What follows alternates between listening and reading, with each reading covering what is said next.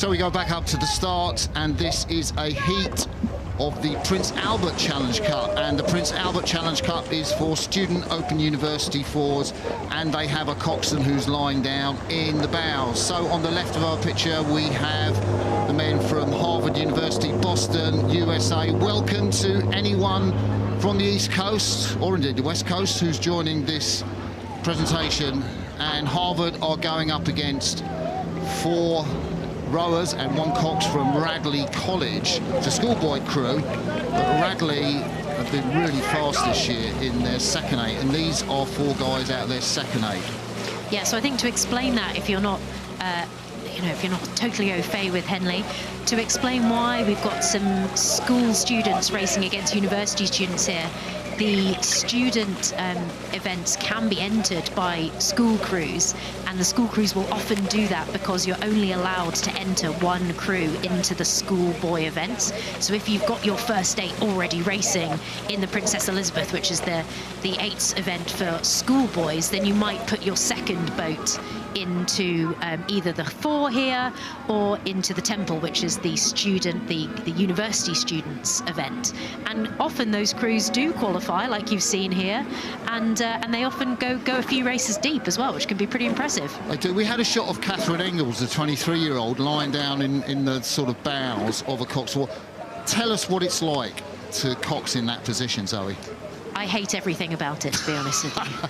It's awful, and that's partly because I learned to cox on the tideway, where there's always big waves and you see them coming. So you're sitting there in the boat, you see the wave coming, you think that's about to soak me, and then it's in your face.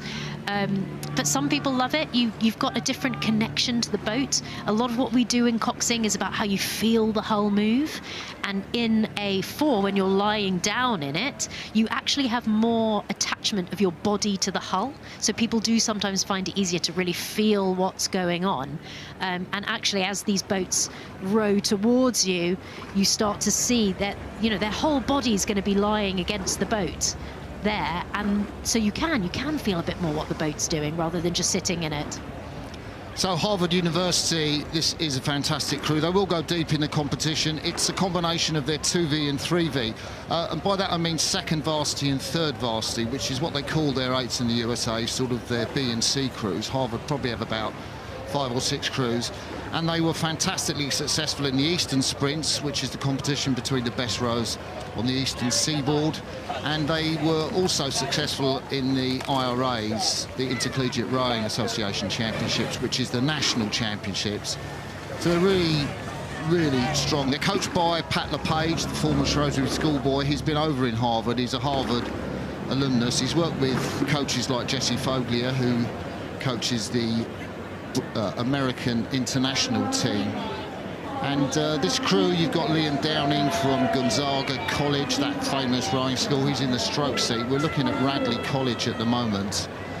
Let's talk about Radley College. You see Radley now. They're really attacking. They're not going to let this Harvard crew just have a nice walk down the track here. They are going to make sure they put their best performance out on the water today. They absolutely are. And that little shot of the cox, beautiful frame there.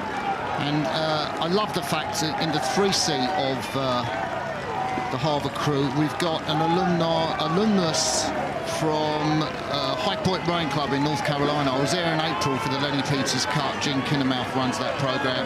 Probably is watching here today. He's the man in front of Alex Sanchez-Fretz with the white hat. And lovely to see an alum of that program here. Really controlled race here from Harvard. It's going to be interesting to see what happens in the PA. Oxford Brookes have won the last 3 years, but they were just knocked out this morning, so that competition has really been blown wide open. Yeah, what a fantastic race. San Diego beating Brookes, but on this occasion, Harvard University beat Radley College in the heat of the Prince Albert Challenge Cup.